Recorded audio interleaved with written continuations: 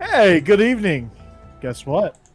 If you've stumbled upon this link, you're on SEC After Dark. We back. We're back and better than ever, of course. Mm-hmm. Thank you for joining us.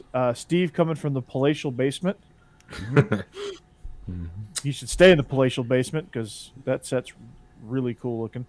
Jeb Beechum and Jake Thomas also join us as well. Jake Thomas of Talk Podcast fame and Best of the West. Mm-hmm. How we doing? And Steve just doing that locked on thing, man. He's, doing this. Yeah, listen to me Friday whenever we get on the locked on draft coverages. I will be the local team expert. It should be a lot of fun. That'd be Talking about fun. Matt Corral, but they're all set up in the studio in Dallas and everything. It's like blowing my mind that Locked On is doing something like this. But hey, all right, let's do it. It's cool. Yeah, Nice. Can't wait. There you go. Awesome. Mm-hmm. Yeah, we had we re-aired our Joe DeLeon episode on Bleav In Dawgs from a couple of weeks ago for this week's show. And we talked a little bit of draft on Beast of the East on Monday, Vinny and I. So I'm amped up for it. Lots of stuff going on right now, which is surprising. We've got some crazy stuff happening in the NCAA, spring ball stuff, which given the draft and some of this other stuff that we want to talk about, may take a back seat, but that's okay. And of course, we're always going to get off the rails, right? Yeah. But before we do any of that, I want to let you guys know that our partners at BetOnline continue to be the number one source for all your betting needs and sports info. You can find all the latest sports developments, including updated odds on the NBA playoffs, fights, and even next season's futures. Don't forget, the MLB is back as well. So who you picking to win the World Series? I'm on the Braves train. Savannah Bananas. Steve is picking the Savannah Bananas. I'm Steve. more of a Carolina Disco Turkeys man myself. No, I'm just kidding. The Bananas are outstanding. I just see the Disco Turkeys. They have a really cool looking hat. So I told them I'd wear it on every episode if they sent me one. By the There you way, some BetOnline odds over under on Alabama players drafted in the first round, 2. Over under on Georgia players drafted in the first round, 3.5. And total SEC drafters drafted in the round 1, over under 10.5. What do you think? I was going to say 32. Yeah. Mm-hmm.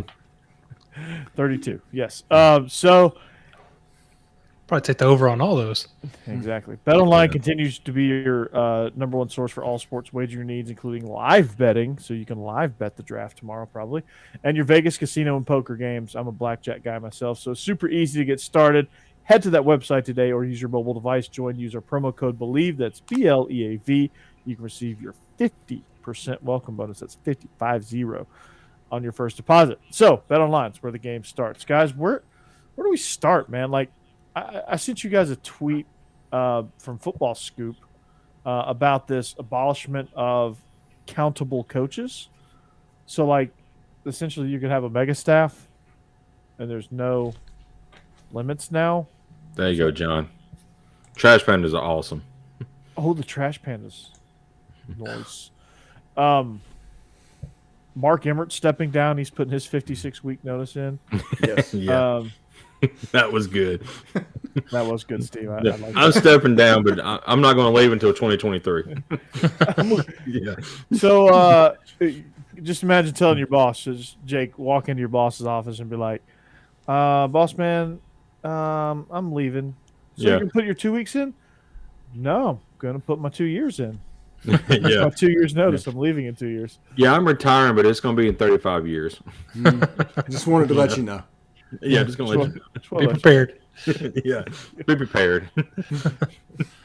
Oh God! So I'm hearing Condoleezza Rice is one of the names to take over for Mark Emmert. So Oh wow! the abolishment of that, yeah, no, right? The abolishment of that rule. What do you think about that? Like, I read that and was like, oh boy, here we go. Yeah. This is a complete abdication of all things the NCAA was originally created for. They're not doing any of that stuff. There's no reason for them to even exist.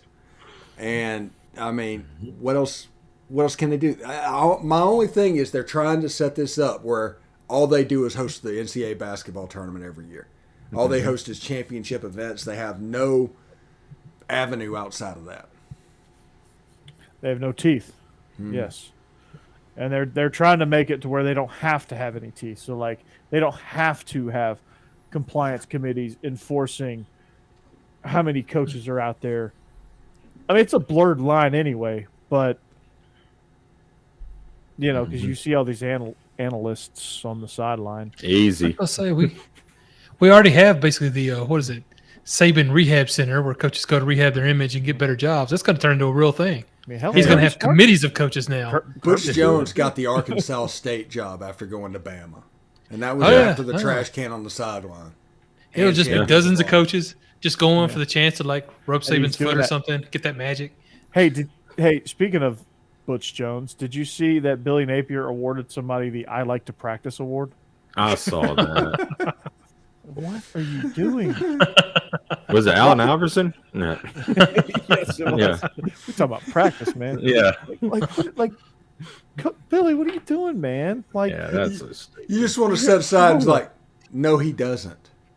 Right. he doesn't actually. Nobody likes to practice. No. He just showed up and didn't put up a stink. Like they had a Channing Crowder headhunter award too. It was like, I guess for the most headshots, most targeting penalties. I was going to say, targeting a rule, you can't do that. So The SEC will eventually steal enough teams to make 24-8 Super Conference and break away from the NCAA at that point. I mean, NCAA will serve a purpose. If For that the rest of the purpose teams, is not the to SEC. run To the manage D2, Division II? FCS, yeah. yeah. Yeah. North Dakota State will be the new kings of the NCAA. We're heading quickly towards the Power Five, completely breaking away. The NCAA actually wants that to happen now. That's why they're doing all of this. They're just wanting that breakaway to actually happen, and then they can get back and tighten things back up and, you know, really rule with an iron fist over Arkansas State and Jackson State and Delta State and all those schools. They can just rule them with an iron fist and don't have Minnesota to worry State. about all the Right. money when it comes to the Power Five. So if the Power Five leaves, then the NCAA tournament, you're going to have like Jackson State versus Florida Gulf Coast State in the finals. I mean, what is Maybe North snooze Dakota fest? State. Yeah. Yeah, I could. snooze fest. Would these institutions full-heartedly leave, or would they just leave for football? That's a good point. I think that they're going to set this up to where they have to completely leave. Although you are right, I do think they want the basketball tournament to stay. That would be the death knell for the NCAA if they did not play basketball at all. And well, Gonzaga might finally win a national. Gonzaga might finally win it all. So Right. Good night, baby. I'll see you in a little while. Night. Night, Cassidy. I'm exhausted too. State testing. We'll do it to you. EOCs, end of course tests. We hit the proctor, and it's like they give you the riot act of like, if your cell phone comes out of your pocket, you're fired, and you can never teach again. Wow. Like you can't be on your, like you can't have any devices. They're like, if you sit down, you will be fired. I mean, at my high school, just right down the road here, they allow students to have their phones out now.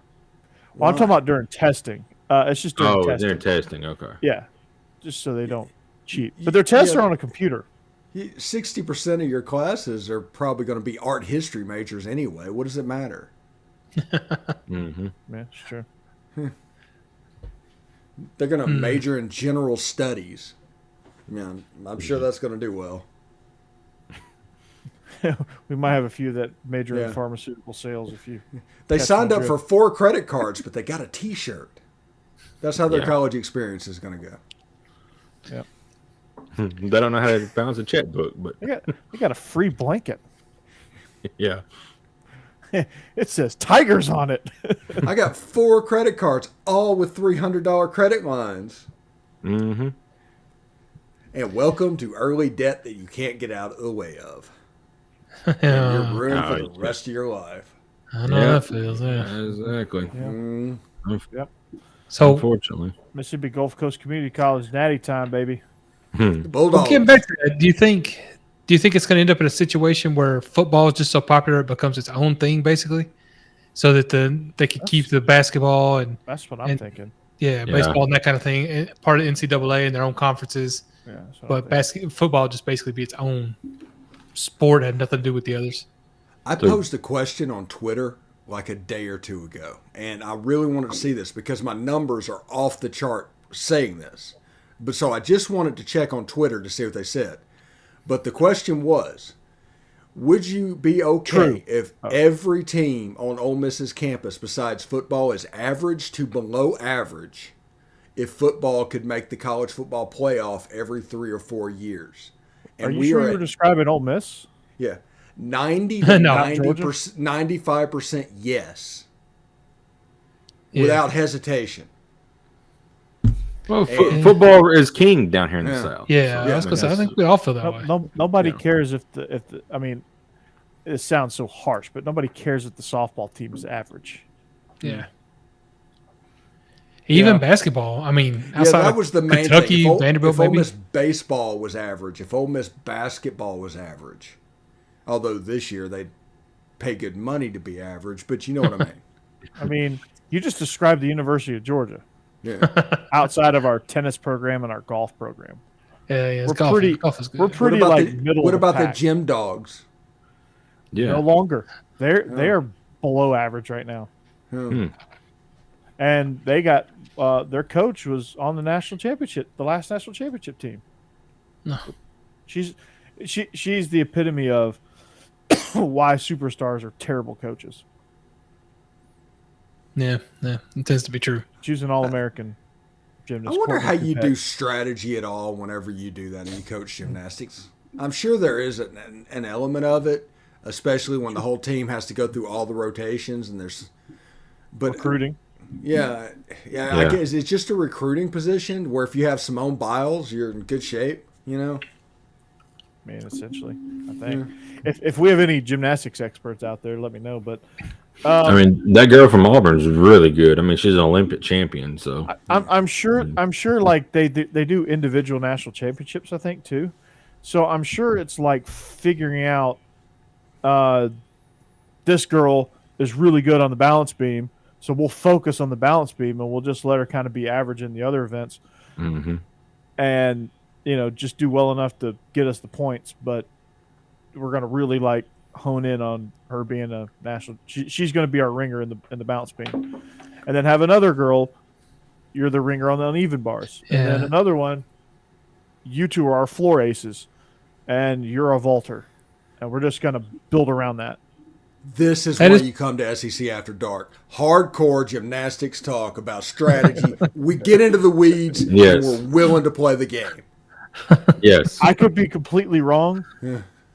No, they do a lot of that where people going to the Olympics, what their strengths are. Like, she's a great vaulter, so that's why she's there. And some of them will only compete in individual competitions like that, not the all-around. Only a few of them who go actually compete in the all-around. Most of them are going to focus on whatever it is they focus on. Yeah, but apparently Courtney Coupet's at Georgia has not recruited very well. Yeah, if you have gymnastics, why don't they have NCAA figure skating? Hey. Well, it's probably just not enough schools that do it around Leah here. Thomas would dominate that. Well, it's probably like hockey. We just don't do that a lot down here, Dominate that. Jake, start the movement. Yeah. I'll pass. She's team banana hammock. Yeah, for sure. She's the Savannah Bananas mascot. Yeah. Oh gosh. That's so wrong. But Jeb, I don't know about Tennessee, but I know Alabama has a hockey team. They do have a men's hockey team. It's club though. See if we do. I don't know anything about it. Yeah, Georgia has the state of Alabama has a D1 hockey team. Alabama Huntsville has a real team. Yeah, the Huntsville Havoc, and they are freaking legit. They're Didn't know fun that. to watch. Mm-hmm. Mm-hmm. Yeah. I don't think I'd watched hockey until the Predators moved to Nashville. And apparently, at Wisconsin, their hockey team is like the second best draw on campus. Yeah. It's a revenue sport up there.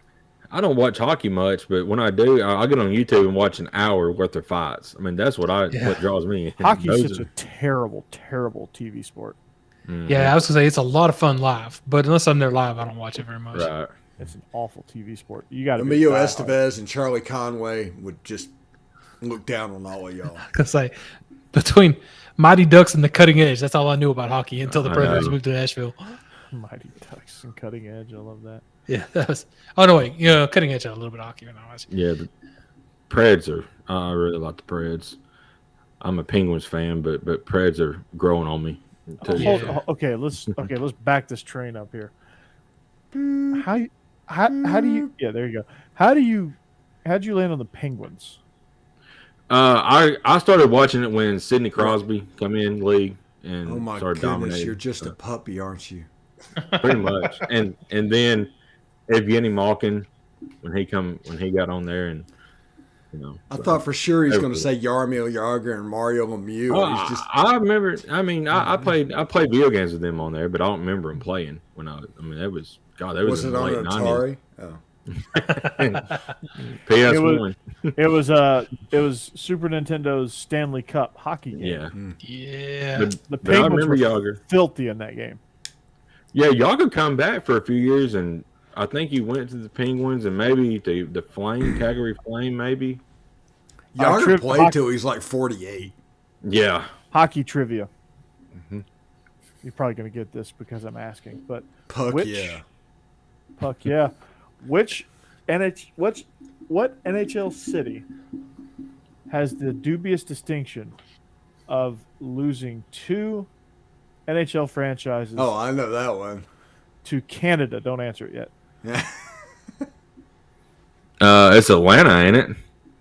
And I can name them. Because the Thrashers become the Winnipeg Jets, I think, didn't they? Yeah. And the I don't remember Flames the other. became the Flames. Oh, Calgary okay. Flames. Became the Calgary Flames. Yeah. I had an Atlanta Flames T-shirt when I was growing up. Which, by the way, points for naming the hockey team after the Atlanta Fire. Mm-hmm. Yeah. Yeah. The Thrashers went to the Jets. That made 0 sense, Well, they wanted to bring back the Jets. Well, that was fine, right? Yeah. I guess it's better than the Kraken. Yeah. Once again, if you can't put an S at the end of it, don't name your team that. But no, the Flames, the Milwaukee Deer.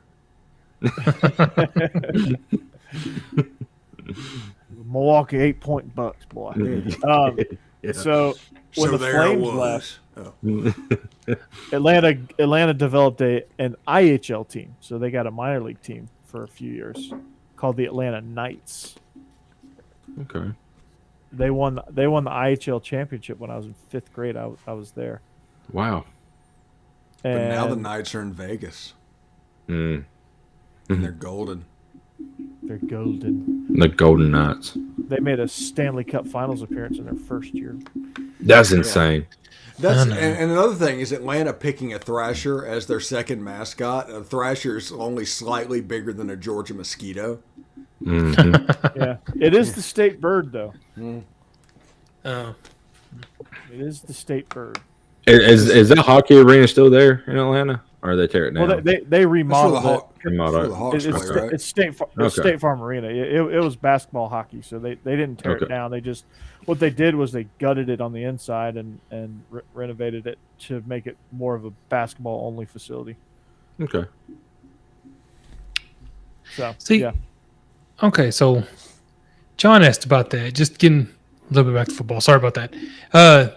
Saying I think the SEC will break away in all sports. That's why I asked that question, because if you get football breaking away, you're getting the best football out there, because that's the SEC. Right. I mean, and especially if they grow to a bigger league, 24 teams or so, it's going to be the best football. But it's not going to be the best basketball or best baseball. It's going to be the best baseball, and it's going to be the best softball. Because you're going to get the ACC coming in too. The ACC plays the other sports. Oh, you're talking about if the whole Power 5 breaks away then. Well, I mean, even if the SEC expands and breaks away, who are they going to absorb? They're going to absorb a lot of the ACC. Yeah. They're going to absorb. They may absorb a couple West Coast teams, USC, UCLA, and they may absorb a few Big Ten. But there's a lot of Big Ten plays basketball. Big Ten, but there's a lot of good smaller basketball schools too. I mean, they're not going to get Villanova and Gonzaga and some of those. I mean, this is okay. Duke. This is the factual statement. If the SEC expands, if they were to go from 16 to 24, I don't see how they can do that without Virginia, without North Carolina, without Clemson, without Florida State, without Miami. Yeah, without. But then Miami. we'll never have another St. Peter's Peacocks or whatever it Who was. gives a shit about St. Peter's? Oh, those are fun. Those stories are fun. That And they will tournament's still continue going to to be exist. Yeah, that'll still happen. Just Like that the St. Big East- Peter's the might Big be East might Didn't win. die. Yeah. Big East didn't die. They're still a alive and well basketball conference. They're just basketball only. That's where Seton Hall and Villanova and all them live. That's what I'm saying. I can see us breaking away in football. Because I don't know. And I just feel like the quality of basketball will go You'll down. still have Kansas. Yeah. Well, yeah. You'll still Hey, have You was talking about Gonzaga. I mean, Gonzaga. Yeah. I mean, they may only lose 2 games in the season, but they get in the tournament, they cannot win it. So what teams would you lose that would make it worse? Duke, Kentucky. Yeah. You still got Syracuse. You'll still have. Syracuse all right. If you had a Power 5 tournament, honestly, let's say there's 65 teams that break away in this Power 5, and everybody makes the March Madness version that they do. The whole thing at the end, you could just all get to play for it. It's going to blow the other out of the water. Even if even if Georgia from this year made it in as a 16 playing against Kansas, people would watch that game because Georgia's good enough to win at their own. They beat Alabama this year. Have you seen what Georgia's doing in basketball right now? What are they doing? Mike White is like cleaning up in the transfer portal. Oh. yeah. Did he get Jaron Reed? I don't know if he got Reed, but he's gotten. Because he last I doesn't, saw, we'll probably feel pretty good about that because his dad was an Ole Miss player. I haven't heard, but it wouldn't surprise me. So, but yeah. So Jake, I got in I wouldn't call it a Twitter war, but I jumped in a thread with your brethren, your Roll Tide brethren. Ooh, Roll Tide! Roll Tide, boy. Roll Apparently, and it was started because somebody came on the Paul Feinbaum show, Mike from Alabama, and he drummed up he re-stirred up the excuse of the receiver excuse for the national championship, and so it got me thinking. I was like, okay, first of all, there are reasons and there are excuses. Second of all, every fan base in every national championship ever played probably has an excuse. It's a what if, yeah. What if this happened? What if? Yeah. Like, I was thinking about it. Like, look at the 2002 national championship. What if Miami doesn't commit pass interference in overtime? They didn't commit pass interference in overtime, but that's what if they didn't? What if they didn't call it? Yeah. What if the ref didn't throw the flag? What if Tyler Simmons was not ruled offsides? What if? Let's see. What if the one that everybody talks about, especially in the Alabama circle, is because we hear it all the time. What if Colt McCoy never got hurt? What if Colt McCoy didn't get hurt? Yeah. The greatest Alabama what if ever is what if Miami would have passed Drew Brees and was physical? Then we probably wouldn't have got Saban. Yes. Saban wouldn't have gone to Alabama. Y'all would have had a Rich Rod. And he had Rich Rod. Oh God. So yeah, I mean, tons of what ifs, man. Like, what if Florida State didn't complete that pass to Kelvin Benjamin in the end zone and Auburn's sitting on their second national championship. All right, how about this? What if? And I'm an Alabama fan, but I'm sick and tired of hearing this because I don't want us to be part of the, because we make fun of all the Texas people saying about the what if Colt McCoy, blah blah. Shut up about it. Okay, here's a what if. What if we would actually play the wide receivers and got them some experience, and got some more linemen in, and guys, the second and third string guys got more experience. What if we actually did that? It could have been a different game. So shut up about it. I'm a diehard Alabama fan, but my gosh, we lost. It's plain and simple. I don't care who was on the field. Georgia had a great game plan to shut down Bryce Young, and they executed it, and we didn't. We executed it in the SEC championship game because Georgia didn't execute theirs. National championship game, they executed theirs. We didn't execute ours. I'm done with it. That's all. Let's move on. Guess what? Yeah. We're probably going to see y'all again in the SEC championship this year. Yeah. If we get past Ole Miss. Yeah, I mean, always. You want to hear my hot take from that game? The reason Georgia won that game was not because Jamison Williams got hurt. It was because John Mechie didn't play. John Mechie being a number one meant that a different person could handle Jamison Williams, and as talented as he was going to make plays. Mm-hmm. I mean, what if we could just stop Georgia's run game in the third and fourth quarter, which we did not do? Oh, no, you did not. No. So, okay. And the play that personified that was Justin Schaefer, all 320 pounds of them diving over the pile. Yeah. As they're just jamming the whole thing forward. So, I mean, there's what ifs. I mean, what if, what if this, what if that? But it comes down to Alabama didn't have guys ready. Yeah, and exactly. Mechie and Jamison Williams, not only did they get hurt, you didn't have anybody behind them, but because you didn't have anybody behind them, both of them got hurt on non-contact injuries.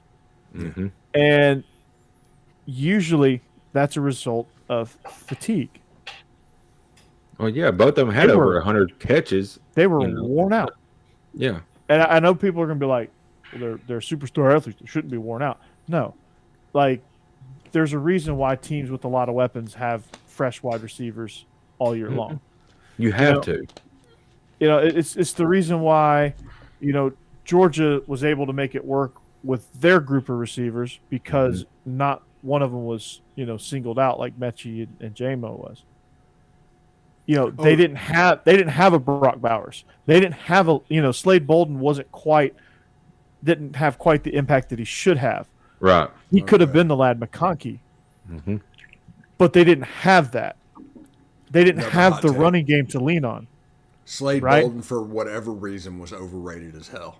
I don't know why he was overrated, but he absolutely was. People acted like he was Jalen Waddle, but he was just a dude. He didn't have the speed, but 3rd and 5, and we needed a first down. He was always hovering around that first down line. He's a he was by the stick. Yeah. But that's it. But they didn't Will Letou didn't make an impact at tight end. Slade Bolden overall. Cameron I do not know if Bill O'Brien did this by design, but Alabama's tight ends were not the strength that they have been in the past. No. And he loved tight ends. I don't know what the crap happened. Letou should have been a more of a factor throughout the course of the season. And that's why we're going out and trying to get one of these tight ends out of the pool. And you didn't get much out of the running game. But now you will. Jameer Gibbs comes in. So, Saban's trying to fix it. So, I just thought I was like, we're still using this excuse. It's like, come on, guys. I'm tired of it. 2017. Mm-hmm. Is Georgia going to be the first school to use 4 personnel? Maybe. Might be. Just 4 tight ends and a wide receiver. Let's go. We'll go 4 and 14 personnel. Yeah. No, we got to get McIntosh and Milton in the game. We might use 23 personnel. What's the deal with McIntosh? He going to be okay? Yeah, he's fine. He was in a wreck. He was driving too fast. Apparently in Athens they arrest you if you get in a wreck, and they call it reckless driving. Well, it's 20 miles. It's 20 miles over the speed limit he was going. It's 20. It's 20 over. He's going 60 and a 40. Yeah. T-boned another car. Okay. There was an injury, but there was no drugs. He wasn't under the influence. Nothing good happens at 4 a.m. Period. But yeah. But look at Henry Ruggs. He T-boned somebody at 4 a.m. Got arrested. So he'll be fine. Look at Pete Golden. Which one would hurt worse if you missed out? Would it be Kendall Milton or would it be Kenny McIntosh? Ooh, if one of those players could not play, I would say I'd rather have Milton. Okay. So McIntosh, if he gets suspended, it's because we have. I mean, Dawan Edwards is another guy that can step in and fill in for a game if we had to. McIntosh, I don't know. Like I keep thinking McIntosh is a more versatile guy, but I mean, dang, look at what Milton did in the spring game, and they featured running backs out of the backfield, stuff like that, getting them involved in the pass game. So, Milton did just as good at catching out of the backfield as McIntosh did. So, yeah, John, you're right. Every fan base does have it, and I know don't throw me into that particular group of Alabama fans because I'm level-headed. Lunatic Fringe, I would challenge any of y'all to ever find a Tennessee fan that is not perfectly reasonable. Okay. Yeah. Yes. And you can't mention mustard or golf. Yeah. Or T. Martin. Okay. Well, there you go. Nice. Hell yeah. Nice. No, I just thought it was funny because like I obviously I jumped in on it and sometimes I lean into it. I lean into the joke about it, and it's like it's funny. Like anytime we beat Alabama in anything, now it's like we kind of lay into that lunatic fan base side of Alabama and say, let me tell you a little bit. Georgia has had Alabama's number since the football season because we won the national championship against us. Y'all beat us in basketball. Baseball, y'all took 2 out of 3 from us, and Georgia's baseball is not that good. Alabama's is. We started off really I was gonna good. say they've definitely done better. We had some injuries. Yeah. Speaking of injuries, like our bullpen's a fucking mess. Yeah. Pardon my French's mustard there, but our bullpen is clean rating. Yeah. Yeah. Go ahead and put the radar on here, Steve. Our bullpen is an absolute disaster. Make sure this is not for kids. Well, they need to hear it anyway. Yeah. They're going to eventually. Yeah. Why not hear it from their 4 favorite uncles on SEC Dark?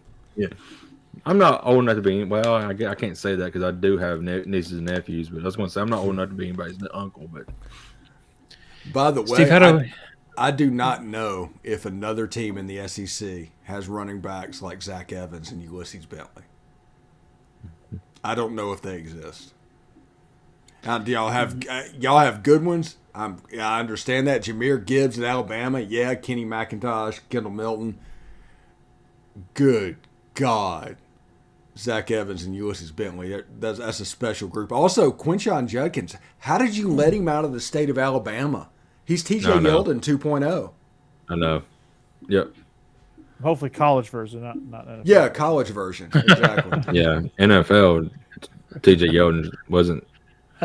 No. Better than we get stuck on the Jaguars though. So yeah, fat belly flop. Nobody knew how to use him. And then he went to the Bills. It's just like Trent Richardson. Richardson was a stud in college, and then got stuck on the, where careers got to die, the Browns, and there you go. The Birmingham Iron. Yeah. Mm-hmm. He didn't do much to help himself though. No. I think he was one of the Reuters. Hey, John. I mean, you ain't wrong about that. Yeah. You guys are the uncles that get drunk at Thanksgiving dinner and loudly talks about all the bad things they want to do to politicians. I try not to get political if I can help it. Yeah, no. I talk about anything I want to talk about at any given moment without regard for anybody else, and that is my curse. That is my cross to bear. Also, Michael Trigg, special. Oh my goodness! Yeah, I've been hearing a lot of good things about him out of y'all's camp. Oh, my. Mainly from you. So, okay. Post spring, Jackson Dart or Luke Altmaier? I know it's tight. Well, it depends. If Jackson Dart goes into with the gunslinger mentality that he has now, Luke Altmaier is going to be the quarterback against Troy. But if Jackson Dart launched the offense, you looked at the plays and you just see how smooth it looks for him and everything just pops off. He's such a toolsy player. But he just needs to play the position. Did you just call him a tool? Toolsy. Yeah. Toolsy. Extremely Toolish. toolsy player. That's his nickname. Hey, Toolsy. Yeah. Cool. That does sound like a Letterkenny name or something. Yeah. Breaking news: Locked On Ole Miss host Stephen Willis calls Jackson Dart a tool. It's gonna be a major headline. You might get some blowback on that, Steve. Hey, You may want to lay low a little bit. Yeah. but in the end against Troy, I think Jackson Dart has about a 60% chance of being the starting quarterback game one. I think He's just Luke too Altmaier. talented. Yeah, he's I so love Luke talented. Altmaier. He's just super. The talent will take over. He'll learn the offense. Luke Altmaier did exactly what he was supposed to do. He's been so efficient all during spring, but it's all been check downs and get down. So Luke Altmaier actually forced the ball a little bit and went downfield, but it wasn't close to turning the ball over. It just didn't work out for him for whatever reason. But it was there. Jackson Dart was just, as Lane Kiffin said, was trying to win the job on every throw. And that got him into a little bit of trouble. Especially when he have a Michael Trigg and a Zach Evans and a Ulysses Bentley. You don't need to be great. It's like A.J. McCarron could do fine in this offense. Yeah. He could, but he can't run that jet inside zone quarterback keep triple option. thing you Oh, guys got goodness. going. That is a fantastic play. We're putting that in at Hillwood, by the way. Really? Oh, nice. Yep, it's in the book. That is my favorite play in college football. And the Jake, you know reverse what triple option. And if any coaches are on our schedule that are listening to this would be a great time to tune out. Jake, our inside zone play to the left, you know what we call it? What? Look behind you. Alabama? Yeah, Alabama. That tells our offensive line zone block to your left gap. Okay. What's cool. your right gap? Arizona. Okay. It's our A. Oh, play. I get it. AL and AR. Yeah. I got Alabama it. left. Okay. And Arizona has an I in it also. So Okay. and it's Zona. So inside zone to the right. And then Alabama, we just wanted to match it with an AL word. So the first one was Arizona, and then it's like okay. Then we matched it with the left side. So do you call that triple option the Lane Kiffin or the Ole Miss or something like that? No, we tag it jet. So it'd Jet. be Alabama jet. So what we do actually is we block Alabama. We run the jet opposite of it. So we run the jet to the right. And so the quarterback will get his eyes on the backside defensive end. And he'll make that read. I spent 3 shows this week talking about why the Ole Miss outside wide receivers are never going to be superstars, and you're always going to be able to say, is there a problem? Just because 90% of the plays are inside the hash mark to the slot receiver, the tight end, or the running back. Just the way it is built, and I honestly think people just don't want to get that. They don't. Because people want to see the long ball. It's like baseball and the home run. People want to see the home run. You know, and if you're not hitting home runs, everybody's wondering what the hell's going on. Ooh, that's a transition. Analytics have ruined baseball. Oh, yes. Get off my lawn. Yes. The 3 outcome hitter has ruined baseball. Yeah. There is no more just hit the damn thing in the gap and run. Yeah, and there would be no Sid Slid in today's baseball. No. No, it would be Sid Trot. Mm-hmm. Where No, were you when Sid Sid, trotted? Sid got pinch hit for. Yeah, Sid got pinch hit for by Ryan Klesko. Yeah. Maybe the Pirates win a World Series. I don't know. What if?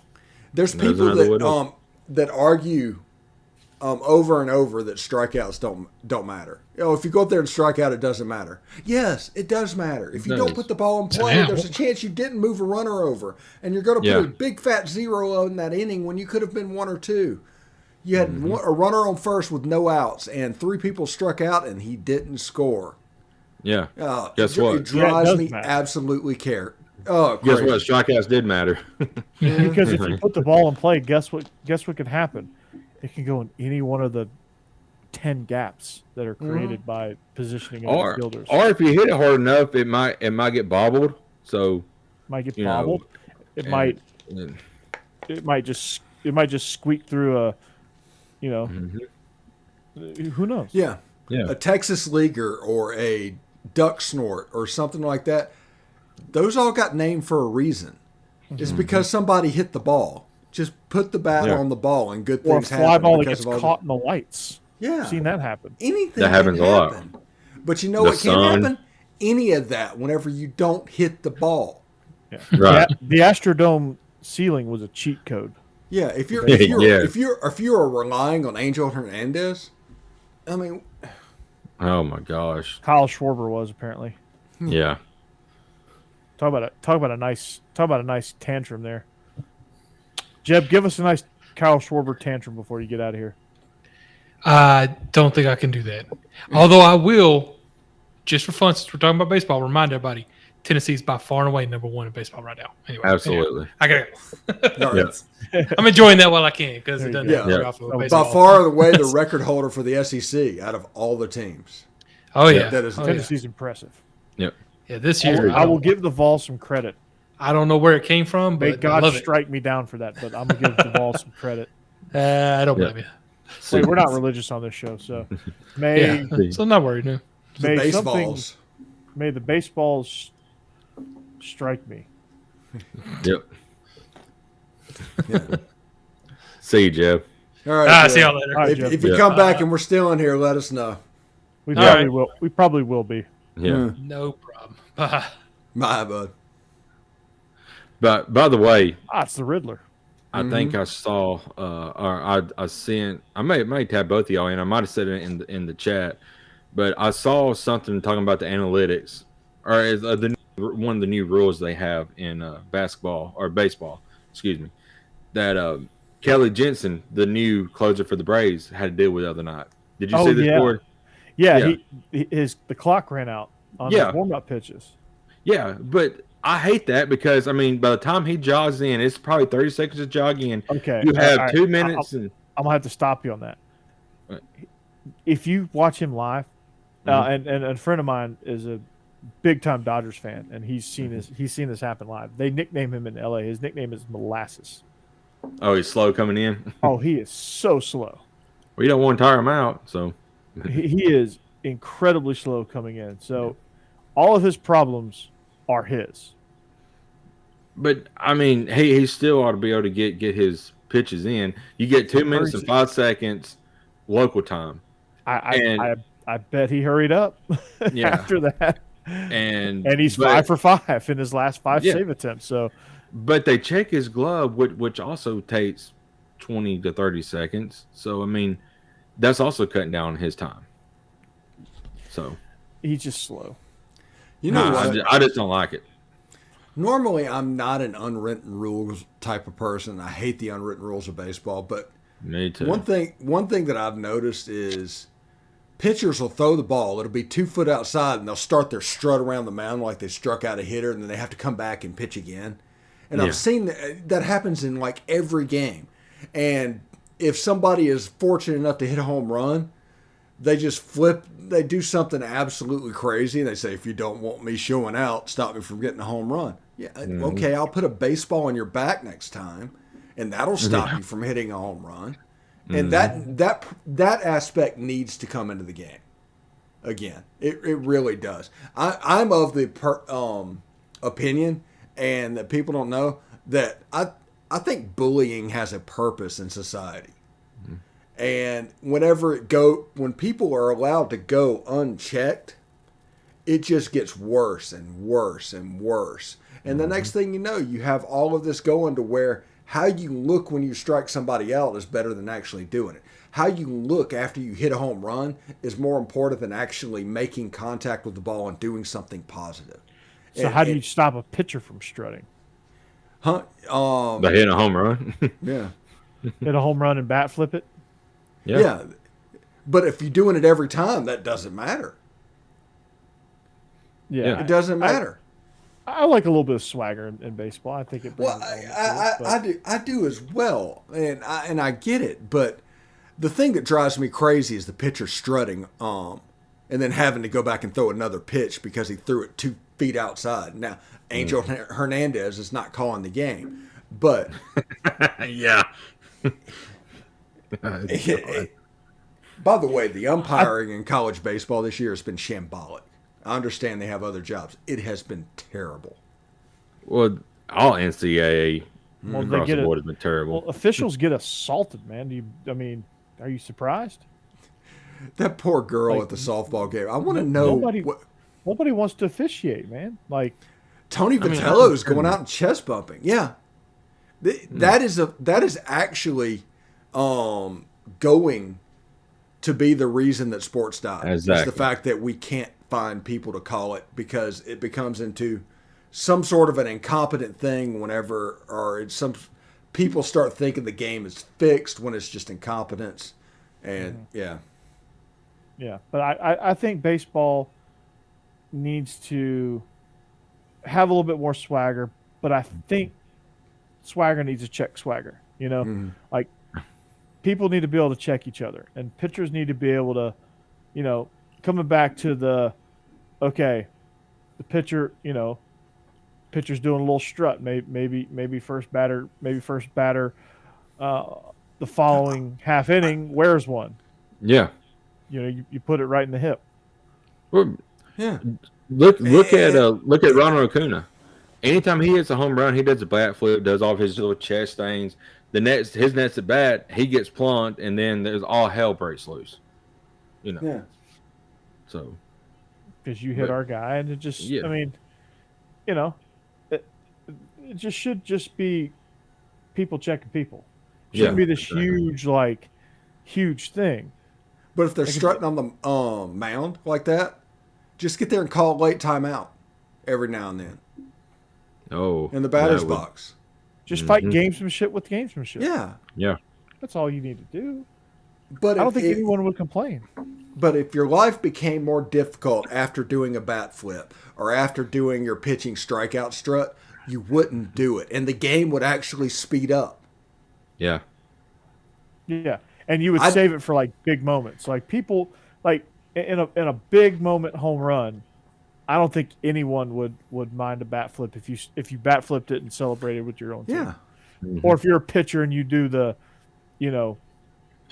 you celebrate a big you got a bases loaded jam and and Matzik comes in and strikes out the side. Yeah, he earned a little bit of strut. Yeah, he strutted. You've got Ole Miss's pitchers. You got Ole Miss's pitchers acting like Mark Fidret's out there on the mound talking to himself, the Mad Hungarian, throwing the ball around and doing everything and talking to himself and everything, trying to be crazy to get on Pitching Ninja. And I think college baseball players are just trying too hard to be cool. Yes, it's so you don't fake. really, it's so performative. You don't see. I mean, honestly, you don't see a ton of that in the major leagues. Yeah. You don't see a ton of it in the major leagues. By the way, guys, I didn't know this, but apparently y'all in trouble because Nick Saban has a son named Nick Saban Jr. So watch out. He's in the chat. Oh, hey, Nick Saban Jr. Can we? But he's talking baseball, so we're good. Yeah. He's talking baseball. So can we get a few of those Mercedes? Yeah, perhaps. Yeah. I can go pick them up. It's just right down the road. Can we get Saban on the show one night? How about Nick, that? can you get your dad on the show? Yeah.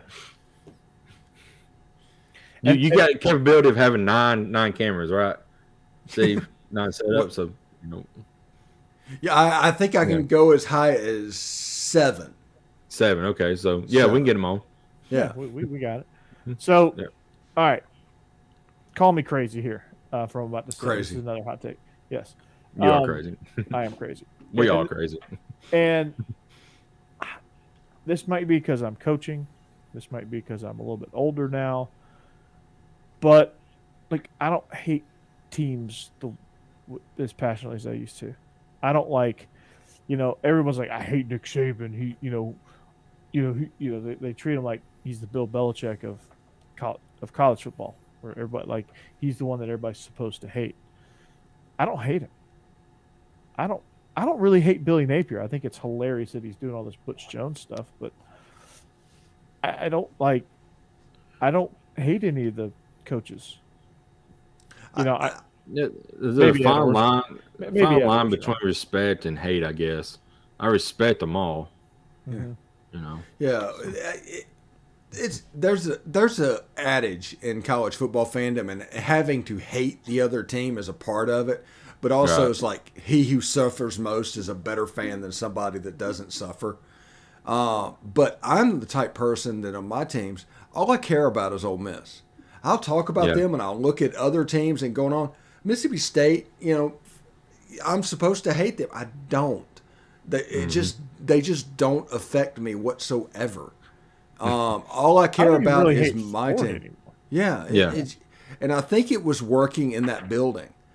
Now I'm sure it's probably different in the person from Satarsha, Mississippi, or Kosciuszko, Mississippi, to where an Ole Miss fan comes in and has to see a State fan on a daily basis, and they go back and forth.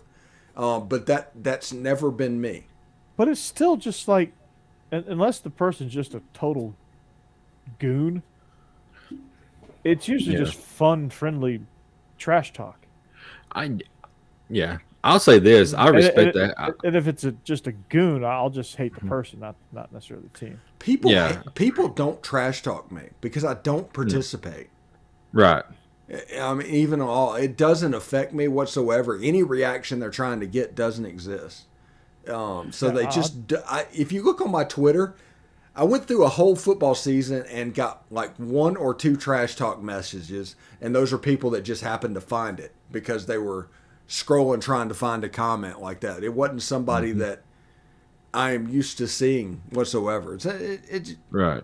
Yeah, it just is what it is, but whatever. And I respect the hell out of Brian Harsin for going back into being the coach at Auburn after what they tried to do to him. So, I mean, I respect the hell out of him. Jim Harbaugh is just a weird dude. I don't hate Jim Harbaugh. He's just a weird cat. Yeah, he's. You know who Jim Harbaugh reminds me of? Do you remember do you know the brothers on Always Sunny in Philadelphia? Oh yeah. Yeah, it's like the warm milk ones. He would fit in that family. He'd be like the successful member of that family. Yeah. And I was listening to Pat McAfee when he interviewed Mike Vrabel, and he asked about the dust up between the Ravens and the problem that him and Jim Harbaugh had. He's like, or John Harbaugh, and he's like, do you guys still bitter about it? He's like, no, dude, John and I laugh about it all the time. It's like, I wasn't going to do anything then. I'm not going to, It's like, come on. It happens. He goes, for the rest of time, the visiting team in Baltimore is going to get booed. It's going to happen. Yeah. As a society, people are going to have to. You can't like anything without hating something else. Yes. It's all white hat and black hat situations. You're the good guy. They're the evil guy. And that's not the case. Basically what it is you're trying to do the best you can wearing this hat, and it doesn't matter who's on the other side because they're not standing in your way. It's all up to you to do what needs to be done. Don't copy what they're doing. Don't make fun of what they're doing. Just do you, but do it really well to where you win games. That's the secret to college sports right there. Secret to anything. Do you as well as you can do, and don't worry about anybody else. Yep. Like, I mean, John, in the grand scheme of things, yeah. John, he might not get another Power 5 job. He may be clinging to the Auburn buyout, But if Auburn does give him that buyout after this year, because they're probably going to win 4 or 5 games, if that, and they give that to him, that's going to set Auburn football back for 10 to 15 years probably. Harsin absolutely could get another Power 5 job. I think he could too. I don't think he's young enough. Yes, Stanford big room. Stanford would be, he's a West Coast guy. Yes. And who cares? He might get a G5 job, but I mean, those are paying $1 million a year now. So I mean, exactly, he made great money playing at, coaching at Colorado State. Mm-hmm. He might go back to Boise when Avalos gets a Pac-12 job. I mean, Colorado State hired a guy who was laying naked on a shark. So there you go. Much respect for humping a shark. Yeah. Yeah. Talk about respect. You hump Jaws, man. Oh my gosh. You're in my book. That is forever just in my mind. So what's our ruling on PJ Fleck? I like PJ. I do too. He's fun. He's really good for where he is. He would not work at Texas or Alabama or Florida or even LSU. But at a Minnesota type school, even if for some reason down the road an Ole Miss type of school, a Mississippi State type of school, yes, he would do the job and do it quite well. Yeah, I don't think he'd work in the South. Well, we'll see. I think what has happened is every time that they say that, it ends up backfiring. I remember they said that same thing about Nick Saban. Yeah. And that turned out all right. Well, Brian Kelly at LSU is going to win games. It's not a Rubik's Cube that they can't figure out or anything like that. You can build your staff with Southern recruiters. And now that everybody's recruiting national anyway, it's even less important where you're from. I don't know that PJ Fleck, unless there's truckloads of money being thrown at him, which I don't see that. Oh, I don't think he would leave either. I think he has a good gig, and he's exactly where he wants to be. He has Minnesota win 8-9 games a year. I mean, he's about being statue status there. Yeah, and we'll see if the PJ Fleck style works in the SEC, because Billy Napier's doing it in Florida. Yeah, so, that's true. You think about the conference here in a few years once Texas, Oklahoma comes in, and you pretty much probably going to have Alabama, Auburn move to the east. You're going on the west side. You're going to have Ole Miss and LSU fighting for that top spot. Pretty much. Don't forget about Oklahoma. I mean, and Oklahoma and Texas, for those 4 teams are going to dominate. You're going to have Alabama, Georgia fighting for the top spot. Tennessee will be right there. I mean, we'll see what Billy Napier does at Florida. I mean, it's about to get wild in the SEC. I think ultimately Billy Napier will be good. Billy Napier is a really good coach. I just don't understand the cheese.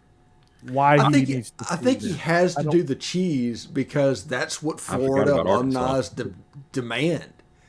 Because Dan Mullen did that same shit. Yeah. But Dan Mullen got ran out of town doing that shit. Yeah, but they loved it. He was exactly what they wanted until he wasn't. And that's he wasn't winning games. Yeah. Freaking goober, man. God. But if you think, have you thought about this? Like they're probably gonna move Missouri to the west. Yeah. Texas, Oklahoma's over there. A&M, Arkansas, and then you have Ole Miss, State, and LSU. Those are the 3 charter members of the SEC that's just been separated. Other than South Carolina, the other side is all old school SEC stuff, like pretty 1986 Lars Tate SEC. Nice reference there. Yeah, and it's interesting to see that we're just kind of like just drifting towards the Southwest Conference Big 12, Big 8. Yeah. Mm-hmm. Yeah. I mean, I think you're right. But, I mean, just think of the coaching star power that's in our conference and that will be in our conference. Venables. Mm-hmm. I think Sark will have a great year, too. People say that he won't, but he will. I think you will, too. People love to bag on Texas, but I think he's going to be really good year, too. You're going to have... Hope he loses week 2, though. Yes. Brian Kelly. Mm-hmm. And as much fun as we want to poke at him, he's a really good coach. Yeah.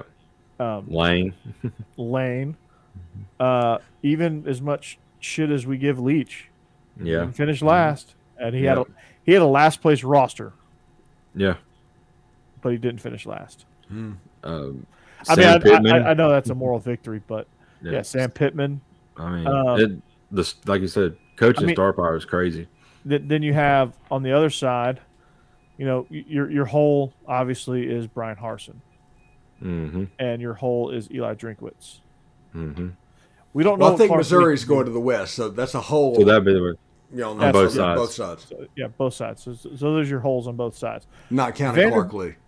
Vanderbilt's an outlier. It's just a nebulous. Right. They're just way out left field, man. They're here for the other sports, so they don't count. But you look at the star power in the East. Some guy named Nick Saban, Kirby, Napier, Heupel, Stoops, Beamer. Beamer's going to have I think Beamer's going to have a good year. They won 7 games his first year. I mean, won a bowl game. They weren't supposed to win 3 games. Right. They won a bowl game. They beat Sam Howell. They beat Mac Brown. If Billy Napier doesn't sit down with Anthony Richardson and says a backflip on Friday night before an SEC game at South Carolina is dumbass. Don't do that shit. Yeah. And John, I would listen to that podcast daily if he did. Once he retires from college, coaching football. Yeah. Yeah. He would do the warfare tactics podcast. Yeah, he's got that class that he teaches. That he's going to teach at Mississippi State. Yeah. Yeah. That he taught at Washington State. Yeah, if it wasn't $2,000 an hour or something like that. See, PJ Fleck's next job is going to be in the Pac-12, I think, if he leaves. I don't know if there's going to be a Pac-12. That's a good point. Those what? Do I have your attention? Yeah, you got my attention now. Yeah. Are they just all going to be? Are they just going to get absorbed by the Mountain West? The Big Ten. Oh wow. The Big Ten's going to have to keep up with the SEC, and their relationships are with the Pac-12. So here's what's going to happen. You could have two Big Ten conferences. Big Ten is going to absorb half of the Pac-12. The Big 12 is going to absorb the other half. SEC is going to absorb the ACC, and you're going to have like 3 major conferences. Okay, 3 major conferences. Yeah, and then Seton Hall is just going to be floating around in the Big East. Yeah. Circle. I brought it all the way back, guys. Thank you. Yeah. Well done. Yeah. Won't expect anything less from anybody at Wayne Enterprises. That's right. Yep. Seton Hall. Do you even football, bro? I don't even know if they got a football team. The first tournament I remember was Georgetown plays Michigan like D2, in the final with PJ Carlissimo and those guys. Yeah. That's the first NCAA tournament that I remember. Wow. I mean, even as bad as they are, UConn has a football team. They do? So they have the the conflict trophy or something like that. Is it? Yeah, something like that. Do you know who the coach at UConn is currently? Playoff son. I don't. Playoff. Jim Moore. Yeah, Jim Moore Jr. His son. Oh, okay. Yeah. Playoffs? You kidding me? Yeah. Playoffs? Yeah, He's slowly failing down. What started the Seahawks or the Falcons? Which one was he first? It's Falcons. He went Falcons first. Seahawks. Yeah, started with the Falcons and is just slowly failing himself down. He's like maple syrup going down like a string. He should have just stayed on TV. Yeah. Next year he'll be like the coach at North Dakota. No, I don't know if he can get the North Dakota State job. No, that's too prestigious for him. No, he ain't getting that job. The incarnate word head coach next. They were a playoff team, so maybe not. Yeah. They were an FCS playoff team. Austin P. How about Austin P? And everybody chanting, "Let's go P." Let's go P. I actually like what's his name? Scotty something. The head coach there. Scotty Walden. Yeah. Like 30 years old. Yeah, he came to Ole Miss, went jet fast, and actually just put it all out there. And those guys played to compete. And I just liked what I saw. Now Ole Miss won the game like 54-10. Well, wasn't he with Fritz at Tulane and then briefly went to the Mustard Buzzards and then to Austin P? He might have been. I do know that he was at. He went to Austin P from the Mustard Brothers. I was just saying he did a little puddle jumping. I think, like Tulane to Southern Miss to Austin P all within like 18 months or something like that. Well, you got Mark Hudspeth, who was at North Alabama and worked his way all the way up to Louisiana Lafayette, and then worked his way down. Yeah, down to Austin P, and now I think he's at a Mobile high school. Yeah. Yeah. Guy's kind of a scuzz bucket. Oh yeah. Oh yeah. He's Jackie Sherrill to the core. Speaking and what's crazy is seeing Mike Riley as a head coach after he failed so miserably at Nebraska. Yes, seriously, and the Chargers. I don't know. I think there's one place he didn't fail miserably, and that was the State Beavers. Can you fail there?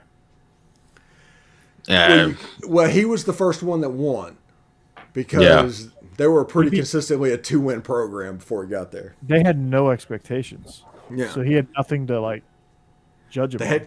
The head coach now was his quarterback, Jonathan Smith. Mm-hmm. Yeah, I like him. He's good. Is he the one at Oregon State now? Mm-hmm. Yes. Yeah, he's changed that program around. I mean, they're still not winning a whole bunch, but I mean, they won like 6 games. Yeah, they won like 6, 7 games. They went to a bowl game. Yeah. They blew up Reeser Stadium. Yeah, they did. So they can do some renovations. Yeah. There you go. Finally got enough money to do it. Mm-hmm. Steve, you remember we were at Rivals and we had to do the college football games like we did March Madness, like we do the highlights, you know. Yeah. And you decided to stay. You decided to hang out because I drew the USC Oregon State Thursday night game. Okay.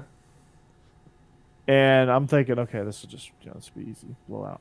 No, freaking USC went down, and I'm talking like we were up till like 1 doing. What everybody needs to know, we had the ability to do highlights for the games, but we only had the ability to do like 1 minute or 90 seconds or some minuscule amount. So the one thing that you didn't want is an exciting upset, because you end up with your highlights are like the play with 7 seconds left, the next play with 2 seconds left, and then the coach's reaction, and that was pretty much all the time you had. And you couldn't really tell the story of winning the game. I think I do remember that. Yeah, it was just, I was just like, I just threw my hands up. I was like, oh, we're going to be here a while. And then I had the Yahoo Sports Minute right after that. So you pretty much only got one highlight of the first half in, like a 2-3 second clip. And then the rest is pretty much second half stuff. Into the game stuff. Yeah, in the game stuff. You put in an establisher to know who was winning going into the end of the game. So, and then at the end of the game, you put the last play, the next to last play, the last play, and then the reaction, and you're out. And that's all you did. You would stay at work for 4 or 5 hours to do that. Dadgum. Or you'd come in on a Saturday. Yeah.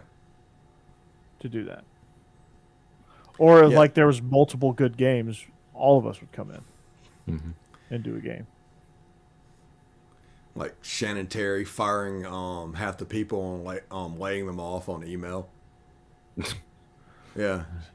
By just bad? Not including them on the email, and everybody's like, I'm not on here. And it got bad. Oh, yeah. Yeah. Hope John's okay. I hadn't talked to him in a while. Yeah, that was a tough way to go out. Yeah. But it got you to eat Thai food. You ate Thai food that day. Yeah. That stuff was nasty. Shouldn't say it's Thai any good. I never had it. No. Curry is good. Tastes like peanut butter. Well, what's wrong with peanut butter? Well, whenever you put it on things like a pizza or something like that, it's a problem. Well, it's curry on rice. Hey, we used to have a burger shop a couple of miles from here that they used to make. Yeah, well, besides that, they actually made peanut butter and jelly burgers. What? Jesus Christ, that's the most Alabama thing I've heard in a week. It was amazing. Oh my goodness. Yeah. It was awesome. My stomach just turned a little bit. Oh man, don't knock it till you try it. All right, so before we get out of here, we got to talk about your topic that you want to talk about. 30 for 30. Yeah. Which topic? Oh, the best 30 for 30 that will never be made from your school. Yeah. Yeah. Okay. So Jake, take it away. You're first. Actually, I've got two. Talk about my high school. We are a small 2A school, but we do these Morgan County tournaments. We play Hartselle a lot. Hartselle's a 6A school. When they're in the tournament, we play them because they're in the Morgan County tournament. For some reason, peanut butter and jelly burgers are more Alabama than fighting in the front line. That's right. It's amazing. But oh god, we went to three overtimes with the Morgan County tournament and beat them in 3 overtimes. I was there at that game. It was crazy. I mean, a small 2A school going up against 6A school, it should have been a blowout, but somehow we stuck in it and won, and we won the tournament that night. The other thing was it was just an aside moment, but we was playing. I forgot who was playing because I was like small when this happened, but we actually had a player. It was right before halftime, and we was down. We was trying to score before halftime. It's about 10 seconds left. He gets the ball. He falls and stumbles and falls down at the half-court line. He just heaves it from his knees at the half-court line and drains it. Oh, wow. I mean, it was insane. But I think we went on to lose that game. But just that moment was pretty special. All right. That's my two stories. Well, all righty then. So I guess I was going to do one from UGA about the greatest story never told. It's never going to be made about the what happened with the baseball program in 2008. Oh, after we lost the College World Series, we were like 6 innings away from winning the College World Series, and we ended up losing to Fresno. And that game and the next one. I don't know which one. I don't know what 30 for 30 wouldn't be made. Trying to think, the AJ Green autograph signing saga, where he got suspended 4 games. Oh yeah, because he got $1,000 for signing some autographs. Perfectly legal now. They're not going to dig into it very much, but I mean, it's been talked about in a 30 for 30, and I understand that. But Herschel Walker losing his last year. Yeah. That one. If somebody really dug in on that one. Yeah, because he signed with an agent. Mm-hmm. They're not going to dig in with it because he just signed with an agent. Yeah. It's very simple. There's not much to make. Ole Miss in 1994 got absolutely devastated in probation.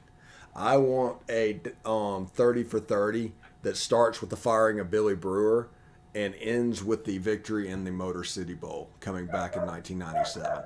I want that 3-year period on screen. And also, I'd like to see a 30 for 30. In 2006, like 30 Ole Miss players or something was suspended for the Arkansas game because on the trip that they go up there, they just all stole alarm clocks and pillows, and it was absolutely hilarious. But I'd like to know the background behind that, how many got done, who all got suspended, all of that. Even though I was in the room, they did a pretty good job of keeping that down, and it became rumors and innuendos. I'd like to hear about the firing of Mark Richt, because that was a crazy turn of events. Like, you beat Georgia Tech, you walk off, everything's fine, and then the next morning, everything's not fine. Yeah. You have an impromptu press conference. And I think it was all because Kirby Smart was about to say yes to South Carolina. Mm-hmm. What about David Speaking Cutcliffe? Of a what if. David Cutcliffe getting fired at Ole Miss in 2004 and Ed Orgeron being hired. just that dynamic. Going from that to that, yeah. I guess in Alabama. Hey, Jeb, what do you think? Yeah, and in Alabama's case, I guess two there would be Dennis Franchione leaving overnight, going to Texas A&M, and then Mike Price. Mike Price. Yeah. Mike Price, the best coach in Alabama history. Yeah. The only undefeated coach in Alabama history. No, he didn't never lose. That's he never lost. He won for sure. Well, not counting his dignity. Right. Yeah. Yeah. He lost his dignity, but he never lost a game.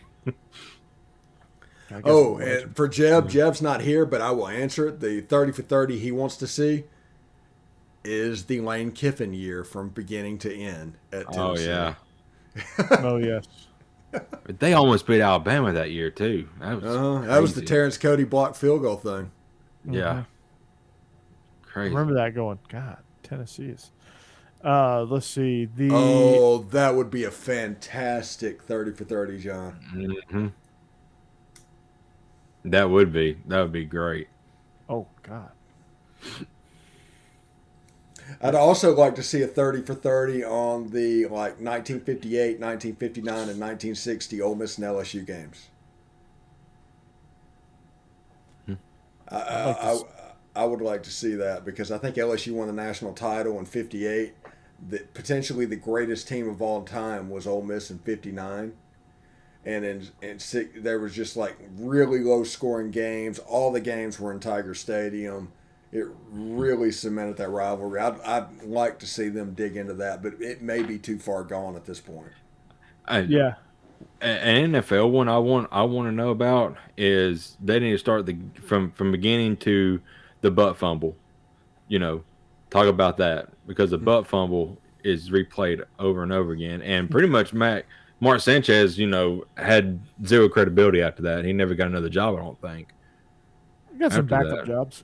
Got backup jobs, but not a head coaching job. Or not head coaching, but quarterback. Quarterback coaching. Yeah. Did Joe Pisarcik lose his job after he fumbled trying to take a knee and Herm Edwards scooped and scored? I want to see a behind-the-scenes documentary on Hard Knocks. Oh, that'd be good. I want to see how they make Hard Knocks. Okay, hear me out. They need to I'm going to say soft knocks, and I don't mean the joke that they did with Jeff Fisher back then. But I do think, oh God. Yeah, I do think they should do behind That's the some scenes. 7 and 9 bullshit. Yeah. I think they should do some Jacksonville Jaguars.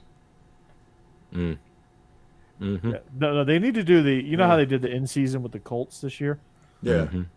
That replaced All or Nothing. The Amazon Prime series All or Nothing.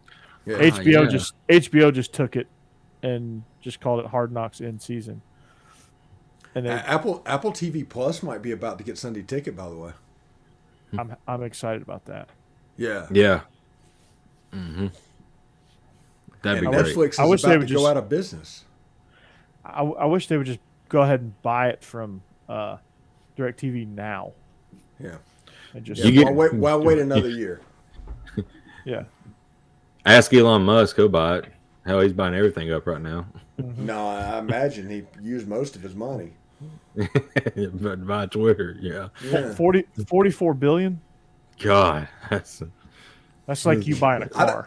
I do not know what he's gonna do. It was free for me. I got it for nothing. Yeah, I mean it's free for me too. Yeah. I mean, but if he gives us an edit button, I'll be happy. But we may have to buy it. He's not going to give us an edit button. He's not going to do anything. No, he's just going to own it and sit back. Pretty much. Yeah. People freaking out about it, man. That's crazy. That's all my timeline is right now. I'm like, good gosh, give me some sports. John, DirecTV Stream is actually really good, and that's a lot of people use DirecTV Stream.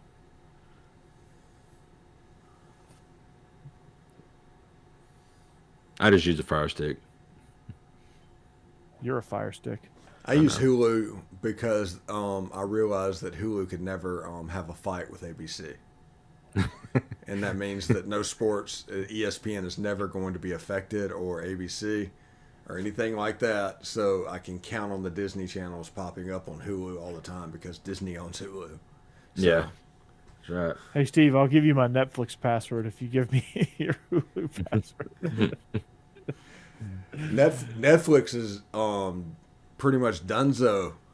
Yeah. They killed Blockbuster, and now all these other streaming services are going to kill them. Mm-hmm. Yep.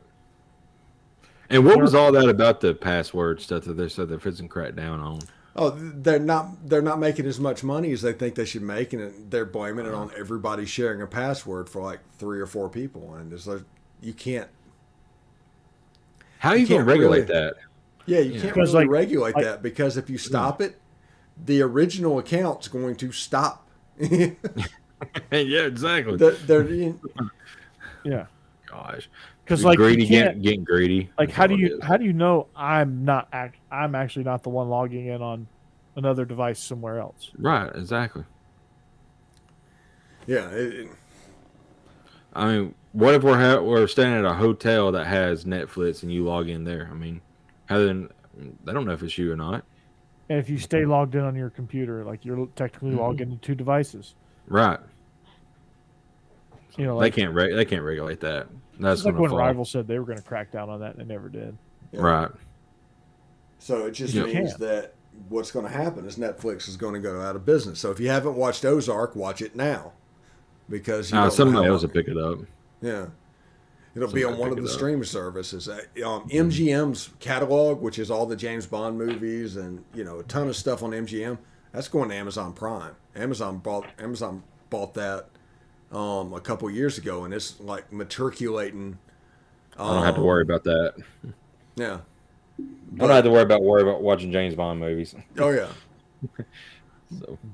But everybody, these streaming services are just everywhere, and you can have what you want. I kind of feel like cable's gonna make a comeback, because like by the time you pay for all of these streaming services, you're gonna pay for cable subscription.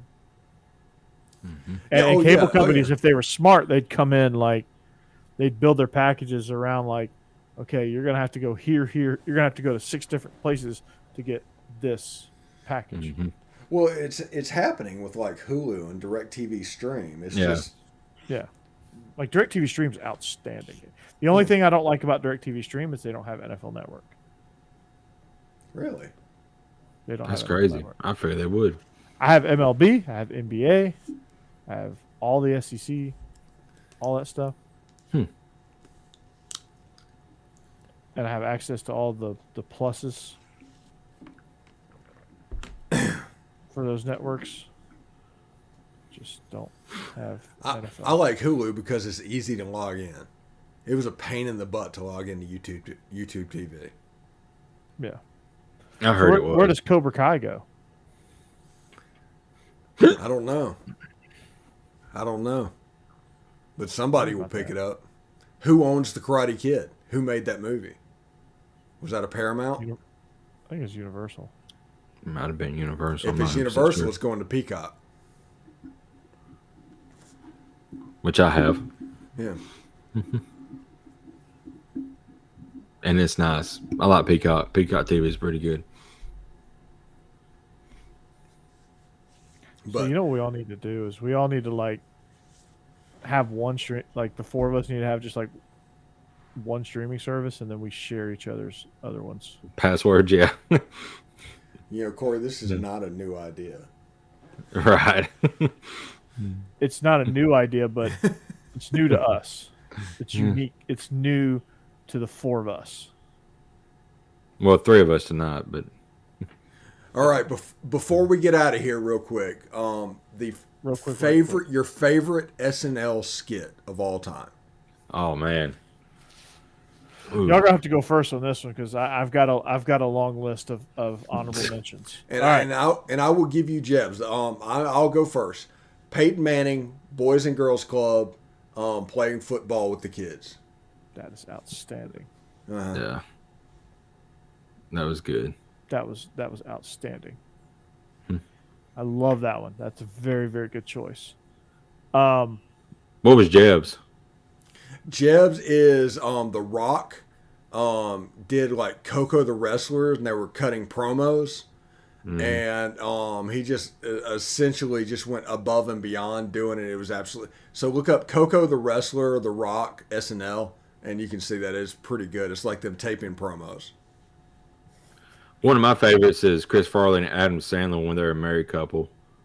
Oh my God! I love that one. That one was so great. Yes, I loved the Matthew Foley skits. Those are always hilarious. Mm-hmm. A lot of anything with Chris Farley was typically really funny. Gone too soon. The cork soaker skit that they did. Church Lady was outstanding. More cowbell. Satan. That one was funny. Yeah.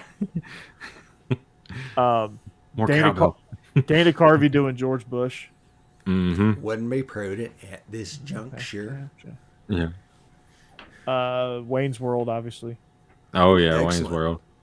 Yeah. I like the news that they do on there too. Weekend Update. Yeah, that's pretty good. Yeah, I really liked the Dennis MacGruber Miller version. MacGruber was great. MacGruber was awesome. They do a Family Feud skit here. Here some newer ones. Celebrity Jeopardy, though. Yeah, Celebrity Jeopardy. That's that. If I had to pick a favorite, that was my all-time favorite. I'll take the Penis Mightier. Yeah. The pen is mightier. Yeah. I'll take the rapist for 500 Trebek. That's therapist. Yeah. Yeah. The rapist. Yeah. Oh man. I'll take Schwartz for 100. That's S words. And this is not an SNL skit; it's a commercial. But I love because I saw it the other day. They don't play it much anymore, but it's the Cam Newton commercial when he's talking to that little kid, and the little kid's like, "Hey, I'm going to take your job." I'm I love that yeah. one. Yeah, I love that one. Be the face of the franchise. He just keeps going. Yeah, yeah, that was a good what? one. Yeah. And when they signed Sam Darnold, they were like, "Yeah, this is Sam Darnold." Yeah, the kid's actually Sam Darnold. Yeah. I'm not really a freak out celebrities kind of guy, but I met Dana Carvey. Church. Yeah. Oh God. Who's the guy that did Clinton? Oh gosh. What was his name? No. Daryl Hammond. Yeah, there you go. Yeah. Daryl Hammond. He was really good. Yeah. Yeah. I did not have sexual relations with that woman. Oh man. Yeah. There's so many good ones though. That show's been going on like 40 years, 30, 40 years. It's 1979, I think, is when they aired their first episode. Yeah, about ever since Gerald Ford fell down the steps of his plane. Gerald Ford invented the car. That was great. Yeah, those Baker Mayfield commercials are going to age well. Those Baker Mayfield commercials about him showing around the house sitter about how to operate everything, that one's going to age really well. Yeah, it is. Yeah. Somebody's going to Photoshop Deshaun Watson in there. And him not being able to get into to the stadium, that's just an age real well too, because he's probably not going to be there at the Browns here much longer. They're going to lock him out. Yeah, so he's really going to be locked out. My favorite thing, for whatever just stupid reason, is like she's the first person to ever think of using subway tile. Yeah. I know, Stacey, we do need to go to bed, but this is too much fun. But she's a good egg. Yeah. See, Stacey, we already lost one. He couldn't hang with us. I also like the original Jake from State Farm commercial. Oh gosh, Khakis. I get called. Anytime I answer the phone, I say, "This is Jake." It's from State Farm. No, I'm not from State freaking Farm. I've never heard that one before. Yeah, huh. You know, I'm finally getting. She sounds hideous. I am finally getting to the age where I'm quitting hearing somebody say, "What you talking about, Willis?" Yeah. And I'm finally getting to the point where I've kind of aged out of that. Oh wow. Because nobody knows what it is. Khakis. Yeah. Khakis. Yeah. I'll tell him, so no, I'm wearing blue jeans. What the hell you want? You know, she's a guy. You should just lean into it next time. Yeah, next time I'm going to do it. Like, just go all out, man. John, we refer to him as sober Johnny Manziel. Yeah. We do not refer to him as Baker. Right. Speaking of Baker and the Carolina Panthers, who did they draft? Kenny Pickett? Kenny Two Gloves? Yeah. Burger King hands Pickett? That's a good question. You remember that commercial? He's like that lawyer from Always Sunny in Philadelphia. The tiny hands. These are my real hands. You guys remember the Burger King commercial though, where the guy has like the really miniature hands because you know they're like saying the burger's so big it makes your hands look small. Mm-hmm. I don't know. I don't. That one doesn't ring a bell for me. Do you even TV, bro? Yeah, not much. You know, Burger King. I think it was Burger King. You don't get reception. Carl's Jr. They used to do all them Paris Hilton and what's that other Courtney Stodden or something. Do them commercials where they're just like, you know, it was like wow, like they was trying to sell the burgers. Well, they're in like the skimpiest bikini ever. And they're eating, and the ketchup's dripping all over their cleavage. Yeah. Hardee's had some research. Hold on, I'll be right back. Yeah. Hardee's has the best commercial of all time for fast food, and it is just a pregnant woman in a waiting room eating a burger, and she's obviously enjoyed it. And in the background, they're saying, "Enjoy this because you're going to be eating at McDonald's for the next 12 years." I did see that. Yes. Mm-hmm. Yes. That's so good. So good. Huh? No, the team formerly known as the football team, formerly known as the Redskins. Yeah, they're like two princes ago, man. Yeah, they are. The prince is. Yeah. Yeah. All right, Corey, get us out of here. Yeah, we're on overtime tonight. Like a man trying to find Peachtree Street in Atlanta. We are lost. We make all kind of wrong turns. Yeah, it did say off the rails. I mean, we did for an hour. We didn't lie. Yeah, it was like me getting lost in New Orleans trying to get back on I-10. I found my way in and out of the hood. So, we are SEC After Dark. We hope you enjoyed our show. We hope you enjoy the draft. Steve is going to be on his draft coverage on Friday with Locked On, so I'm pretty excited about that. Apparently with Bleav, there's going to be an opportunity. I may jump on it to join in on some draft coverage with Are You Serious Sports and good point, Stace. Bleav in South Carolina host. They're getting together and doing a draft live stream, and so I may jump in on that. So be on the lookout for that. Also, we will talk draft day reactions, and obviously we're always off the rails. So next week when we come back, we'll talk a little bit about that. Close in on some baseball and just have our normal fun. So for Steve, for Jake, and the ghost of Jeb Beechum, we wish you a great rest of your week, an even better weekend. We'll see you back here next week, better than ever. So long. See you later. Goodbye. Go Dogs. Roll Tide. And I do not work for State Farm. I didn't work for State Farm. Roll Tide. Khakis. Go check them burgers out. He was a virgin since he was 28. Roll Tide. Woohoo.